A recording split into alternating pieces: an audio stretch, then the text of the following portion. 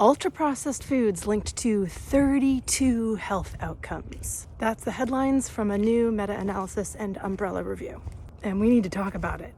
This is the biggest meta-analysis to date looking at how high consumption of ultra-processed foods affects health. Now, importantly, this study does not change the bottom line when it comes to the 80-20 rule. And that's that as long as we limit our ultra-processed food intake to about 1/5 of our calories, 20% of our calories, that amount of ultra-processed food consumption doesn't have a negative impact on our health. And the problems start above that level, which is very common and even more so among people living with food insecurity. It's estimated that upwards of 60% of the calories consumed in the USA are from ultra-processed foods. So how does this study add to our understanding? This study puts more health problems on the list of things we know are linked to ultra-processed food consumption. Despite the sensational headlines, it's not 32 health outcomes though. The study looked at 32 health outcomes. They weren't all actually linked to ultra-processed food consumption. So what was?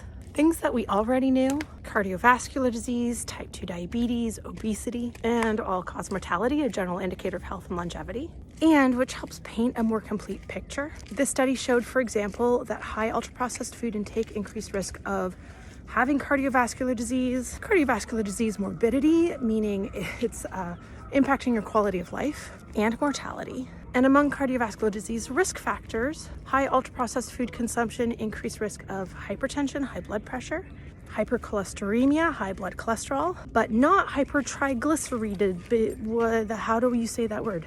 Hypertriglyceridemia, high serum triglycerides. What's new?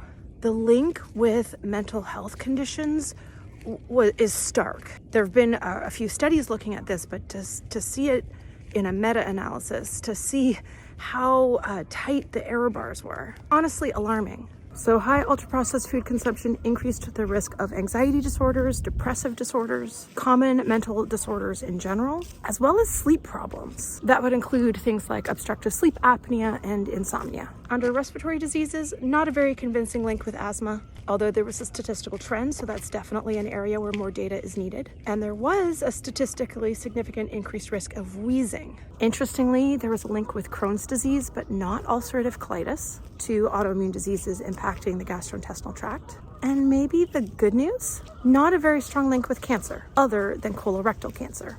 Other specific cancers that they looked at: breast cancer, pancreatic cancer, prostate cancer, lymphocytic leukemia, and central nervous system cancers. The risk of those was not significantly increased by high ultra-processed food intake. And while there was an increase in total cancers, the data would imply that is largely driven by colorectal cancers. And good news, there was no increase in cancer mortality.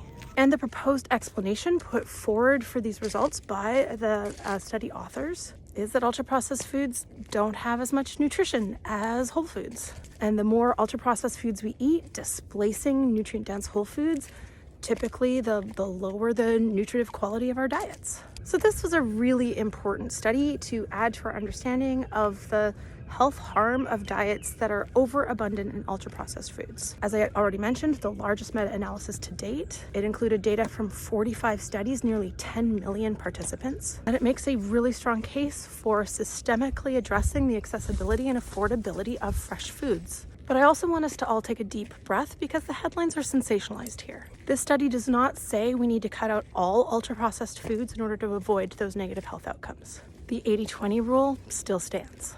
But not hypertriglyceridemia. How do you say that word? Hypertriglyceridemia. Hypertriglyceridemia.